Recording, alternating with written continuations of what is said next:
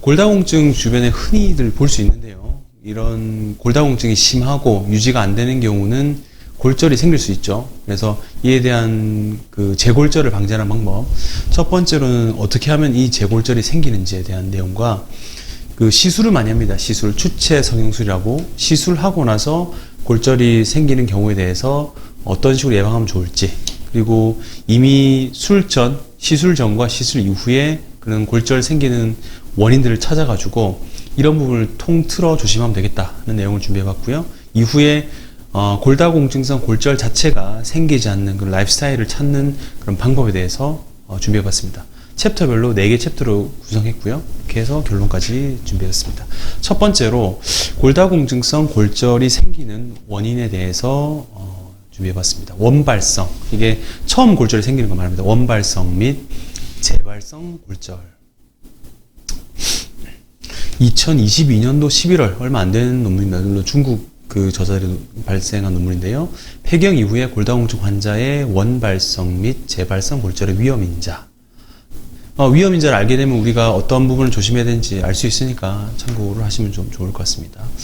그 골다공증성 골절, 제가 쉽게 설명하면 이제 뼈 자체가 100이 있으면은 그 안에 공기가 들어와서, 그래도 골다공증이 50%밖에 안 된다 그러면 절반의 공기인 거죠. 그럼 아주 취약하게 골절이 생길 수가 있는데, 이거는 척추뿐만 아니고 골반, 그리고 고관절이죠. 고관절과 손목에도 많이 생깁니다. 폐기형 이후에 여성들은 뼈가 갑자기 이제 골다공증이 심해지는데, 이 1차적으로 골절 자체가 생기는 경우는 그 5년 이내 재발성 골절이 상당히 더 높게 되고, 이 재발성 골절 같은 경우 보통 부위를 다르게 생기거든요. 허리가 생기면 골반이나 손목이 많이 생기는데, 사망률도 일으키는 거죠. 그래서 이 1차성 골절 및 재발 골절에 어떤 위험 인자가 있는지 알아봤습니다. 50세 이상 보면 우리나라 데이터인데, 만 4년 갈수록 그 골절 생긴 이후부터 더 시간이 지날수록 골절이 더 많이 생기는 거죠. 그래서 원발성 및 재발성 골절, 다양한 골절의 백분위. 일단 어디가 생기는지 한번 알아보겠습니다. 1차 골절이 있으면 대부분 척추 골절이 26%, 4분의 1 정도 되죠. 고관절이 한 5% 정도, 발목, 그리고 손목이 한 4분의 1, 나머지가 30%인데, 재발성 골절은 골절 자체가 척추가 생긴 이후에 척추는 잘 생기지 않고 고관절과 발목, 특히 손목이 많이 부러지게 됩니다. 이런 식으로 부위마다 다르게 되는데, 재골절 위험도로 보시면은 일단 손목 골절이 발생하게 된다면은 이후에 척추와 대퇴골절 위험이 증가가 되죠. 2배까지 증가하고요. 척추 골절이 생기면은 골반이 생길 가능성이 4배 가까이 증가합니다. 그리고 고관절이 부러지게 되면 반대쪽이 3배 이상 부러지고, 결국은 골절이 한번 생기면은 그 다른 부위라든지 동일 부위와 같은 유사한 병변에 골절이 생기기가 쉬워진다는 걸 알 수 있습니다. 그 연구 데이터 아까 말씀드린 게 4분의 1은 척추 골절이고, 골반이 한 20분의 1, 손목이 이제 4분의 1 정도 되고요. 재발성 골절은 골반이 한 10% 정도, 손목과 발목이 이제 부러지고 다른 부위도 이제 골절이 생기게 됩니다. 여기 늑골도 포함될 수 있게 됩니다.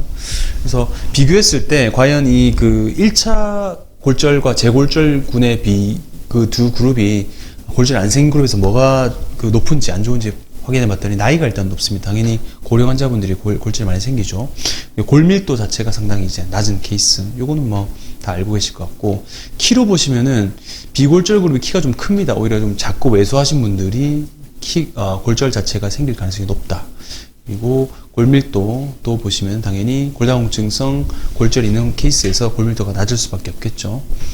이 이후에 이제 요런 거는 기본적으로 아시는 내용이고, 피검사 수치 중에 골 형성 수치가 있는데, 이런 수치 자체가 어떤 그룹에서 더 낮은지 체크해 봤더니 당뇨, 그리고 심내혈관 이런 있는 그룹에서 뼈 생성 수치가 더 낮게 나왔습니다. 결국은 기저질환이 있으면은 뼈가 잘 생기지 않는 거죠.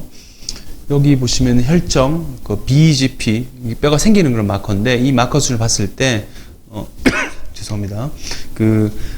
여러 가지 철분 투여 자체도 이제 영향을 미치긴 한데, 기저질환이 있는 거 자체가 영향을 줄 수 있다.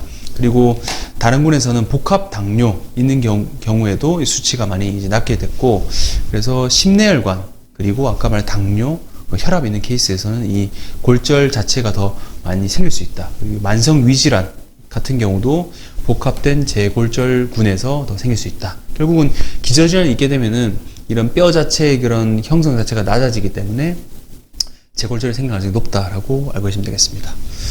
표로 정리했는데요. 뭐 골밀도를 체크하는 거 보시면은 당뇨, 심장 뇌혈관, 간 및 신장, 콩팥이죠.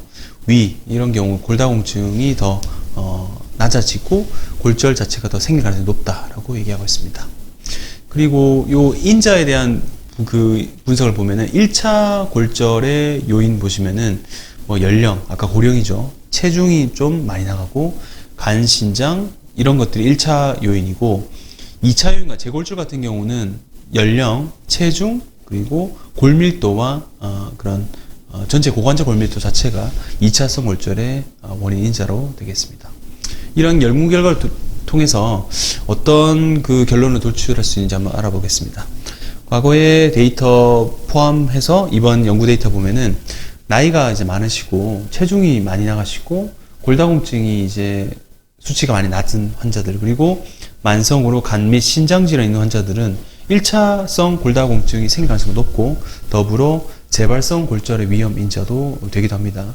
그래서 골절 환자들 같은 경우는 이제 나이가 아까 말씀드린 대로 아까 비골절 환자분보다 상당히 많으시고 그래서 나이뿐만 아니고 최근에 이제 비만 자체가 과체중이 이 원발성, 그러니까 처음 골절이 생긴 거와 재발성 골절의 위험 인자로 되어 있고 이 이유 자체는 뼈의 강도 자체가 감소시킬 수 있고 근력도 약화되니까 낙상 위험이 증가되는 거죠. 지금 체지방에 따라서 골다공증 척추골절 발생 위험도가 66% 상승합니다. 그래서 비만한 환자들이 더 많이 골절이 생긴 걸로 되어 있습니다.